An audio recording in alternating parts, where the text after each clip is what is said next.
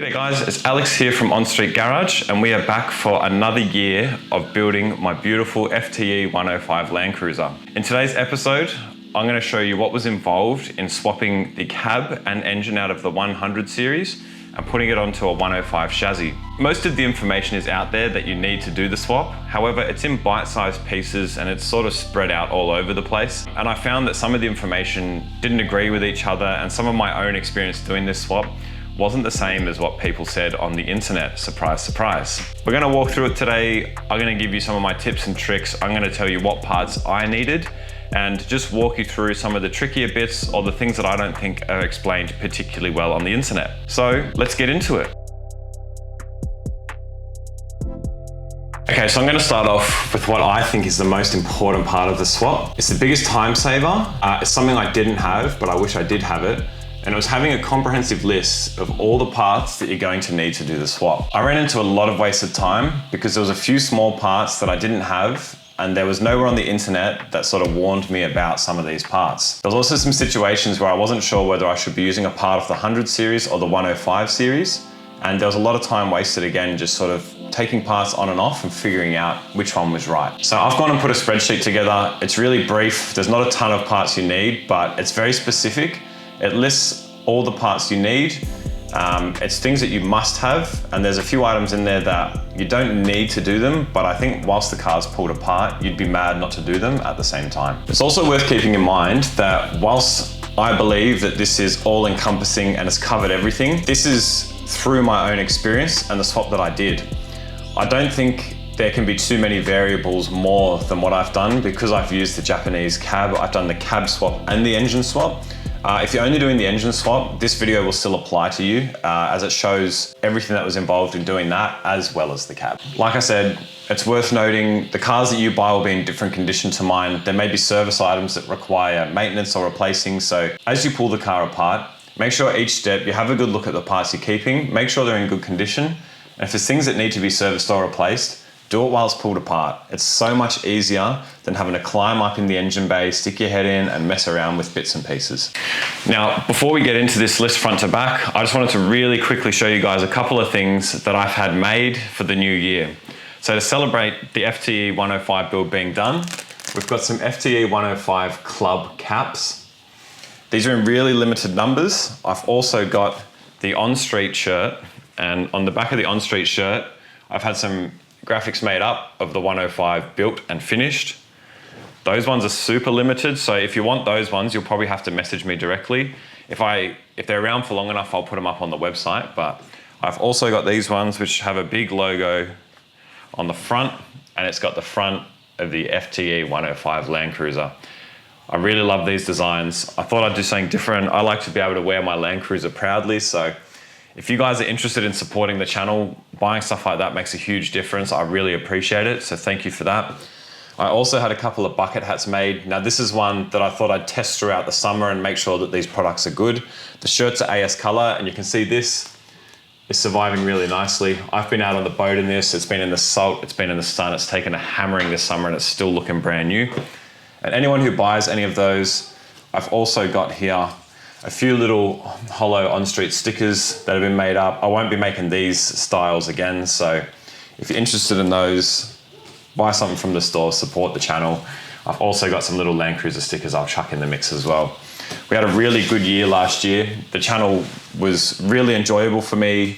I took a little bit of time off over Christmas just to think about what I want to do this year, make sure the quality of the videos I'm putting out is good. So it was quiet over the break, but I've got a pretty consistent idea of what I want to do this year. We're making some changes.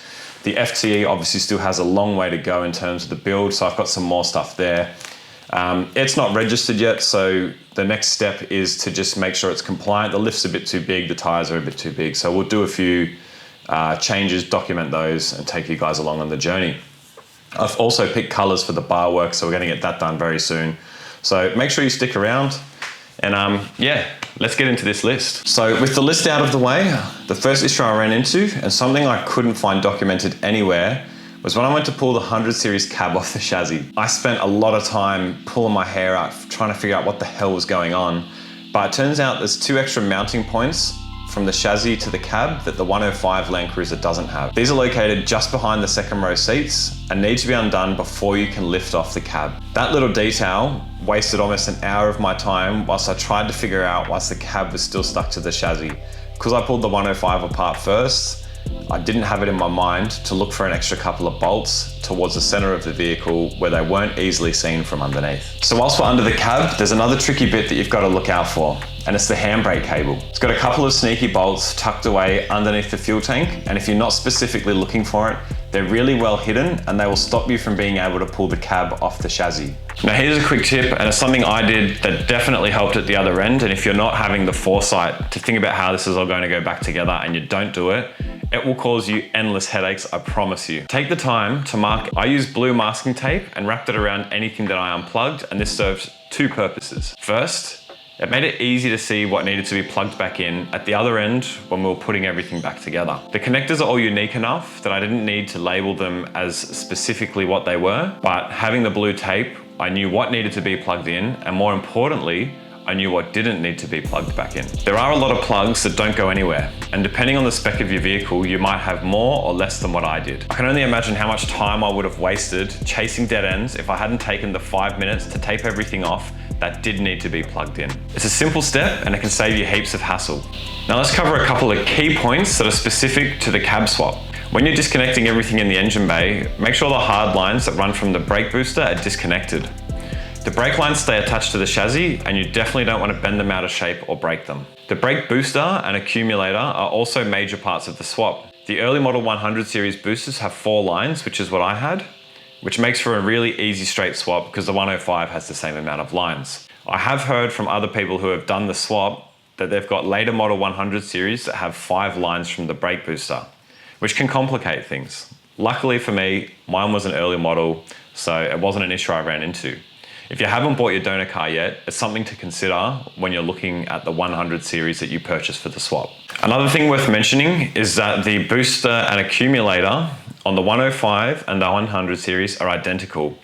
They're a super expensive part to replace if they fail or even repair. So if both of your cars have them in good condition, do what I did, take one and put it on the shelf in case something happens to the one in your car now. Okay, so next up, and number 2 on my list of unexpected things, was the power steering. And this one was a surprise for a good reason. I've heard mixed messages about this part of the swap, so I was genuinely surprised at how easy it was for me to do. Some people reported struggling to get enough pressure in their power steering system, leading to heavy steering or it just not working properly at all. From what I can tell with my swap, this is usually because they use the 100 series pump and lines, which have a restrictor built into the line. To keep things simple, I decided to stick with all the factory 105 lines, and I had 0 issues. But it's worth noting that there is a procedure to bleed the power steering when you first fill it up. This involves lifting the front wheels off the ground, starting the car and turning the wheel lock to lock, and then topping up the reservoir as required. Essentially, you repeat this system until it's full. I did this as soon as I could start the Cruiser, and the power steering worked almost instantly. So just to recap on that there, I used the 105 lines, but the pump attached to the 1HD FTE that was out of the 100 stayed in place. That said, I did make one small mistake at this stage. I didn't keep the banjo bolt from the 105 power steering. I later learned that the banjo bolt needs to match the power steering line going into the pump, not the pump itself. You can see here the difference between the 2 bolts. Luckily for me, the correct bolt is easy to find and not too expensive, but it's just something to keep in mind if you're doing the same swap as me. This build is just one example of the content I'm passionate about sharing with you guys. If you're into Land Cruisers, off-roading, or just seeing cool old cars being brought back to life, make sure you subscribe to my channel so that you see more of this. Okay, so now we're in the thick of it, guys. We're ready to lift off the cab, pull the engines apart, and get that big dirty FTE into the 105 chassis. Whilst you have the engine out and potentially the cab off as well, there's a few things you'll definitely want to tackle to save yourself time and headaches later down the track.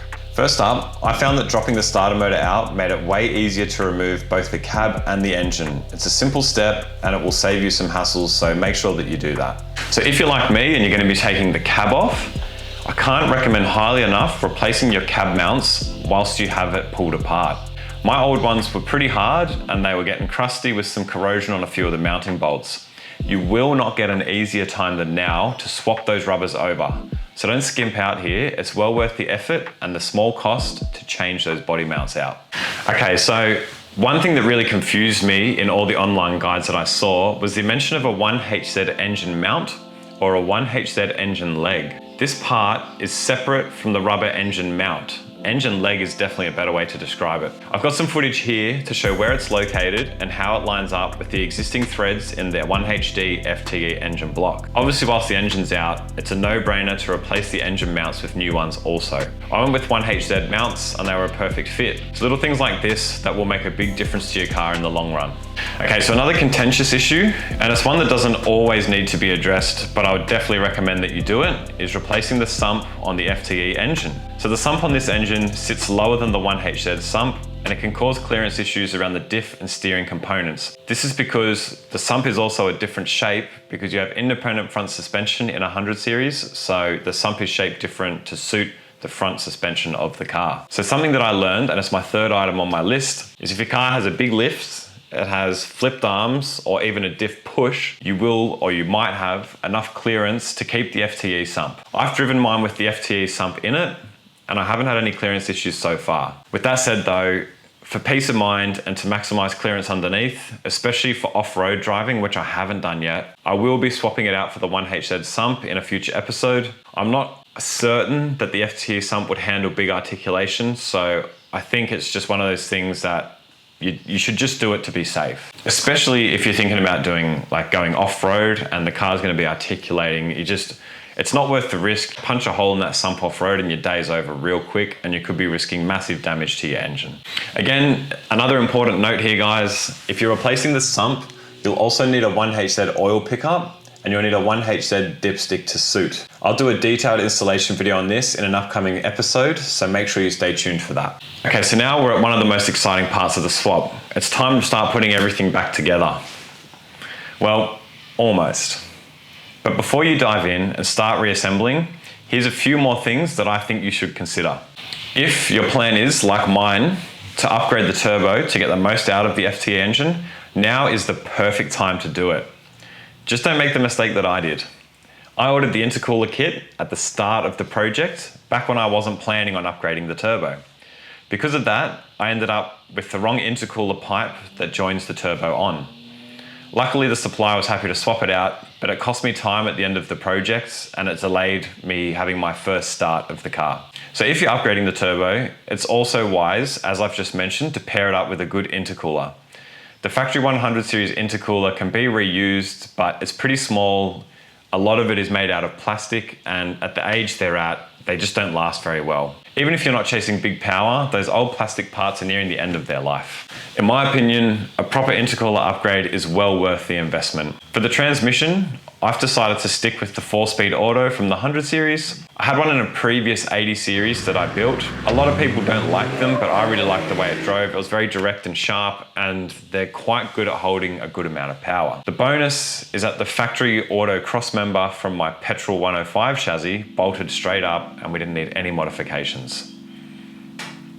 So again, this is something that you'll need to know if one of your cars is auto and manual. You'll need to make sure you have the right cross member to suit the 105 series chassis.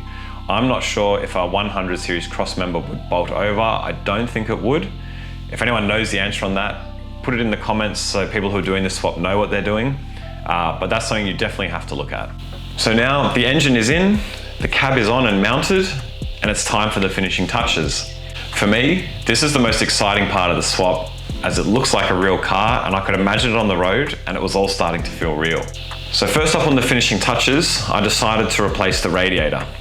The old one out of the petrol 105 was showing its age, so I didn't want to risk that. It's a relatively small cost for something that could definitely save your engine in the long run. And from my research, you can use a 1FZ or 1HZ radiator. I think they both work.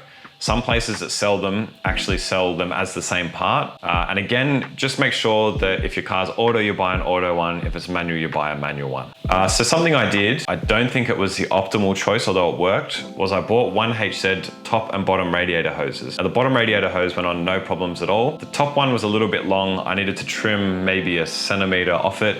just to make it fit nice. I don't know for sure, but again, what I've heard from other people who've done the swap and my research is the 100 series top radiator hose is a better fit. For the sake of being sure, and what I did, the 1HZ top radiator hose fit with a very slight trim off the end of it. So the steering shaft is another tricky one, and it's one where some people seem to have lots of issues with it and some people don't so much. So mine, I used a mix of the 100 and 105 series parts. As a temporary fix, what I've done at the moment is where the steering actually mounts inside, I've elongated the holes slightly just to shift the angle across and make sure that shaft goes through the firewall nicely. My long-term plan is to swap a late model dash into this car. So when I do that, I will take a late model dash, I will take all of the steering bar behind it with the mounting points and literally swap all of that out into my car so that it's all matching out of the same vehicle. That is the best way to do it. It's obviously quite a lot of work, but it just didn't make sense with where I'm at in this build and how I'm ordering things to go to that much effort up front. So next, we need to get fuel in, we need to get gases out. The exhaust was surprisingly simple. There's heaps of off-the-shelf parts. There's multiple companies that sell a HDJ 105 kit, which is specifically for this conversion. I bought a full 3-inch kit with a single resonator, everything bolted up easily, and I think it sounds fantastic. I'll sneak a quick clip in here so you can have a listen to it.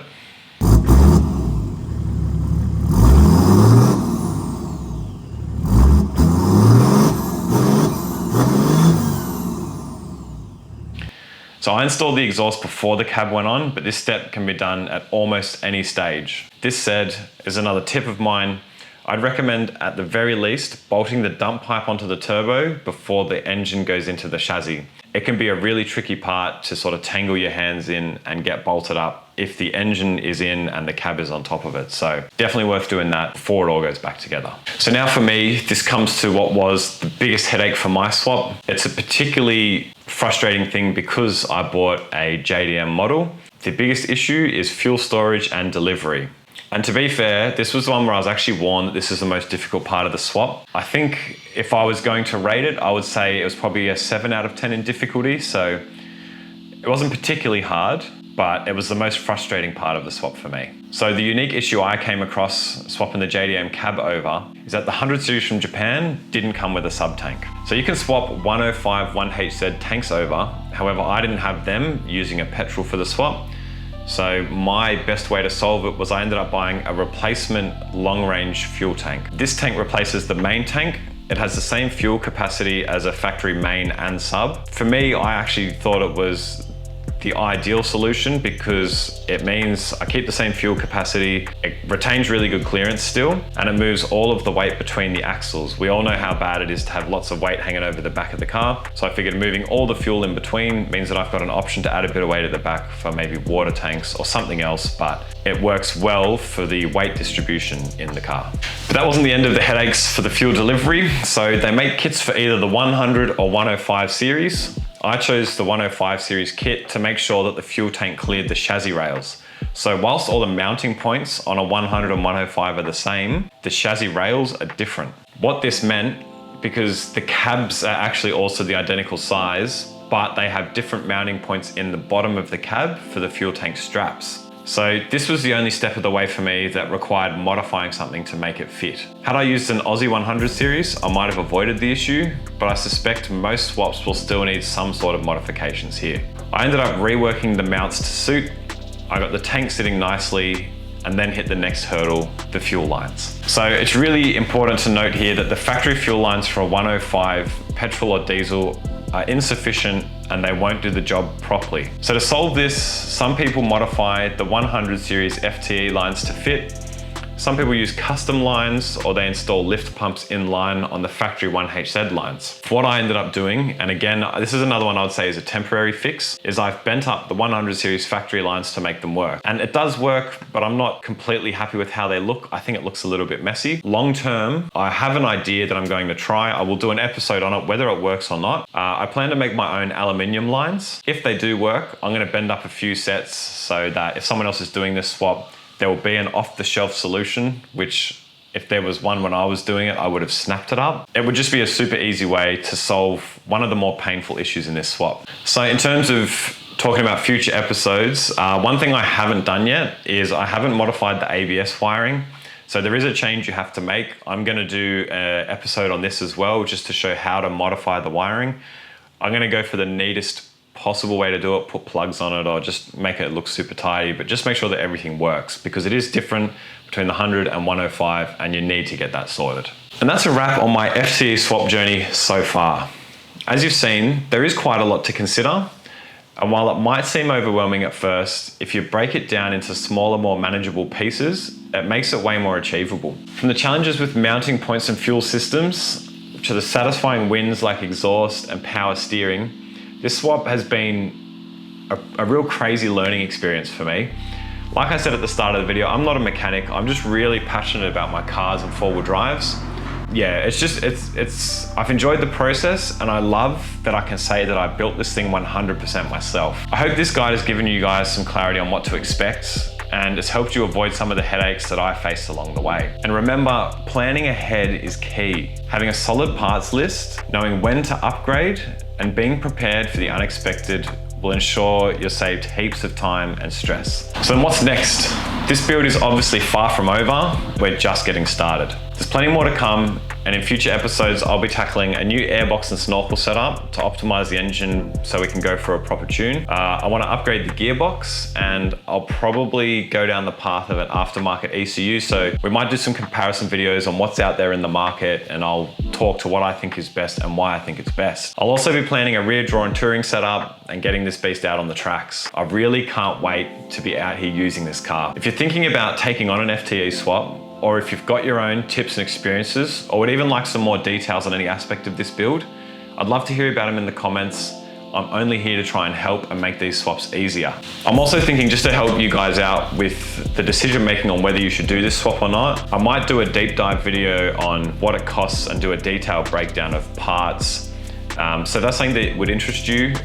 Chuck it in the comments, let me know. And if you like that idea, I will make a video on that also. Anyway, thank you so much for following along on this adventure so far. If you've enjoyed this video, if you found it helpful, don't forget to like, subscribe, and hit that bell icon. Every little bit of support you give for this channel just helps me to make more videos like this. Thanks guys, and I'll see you on the next one.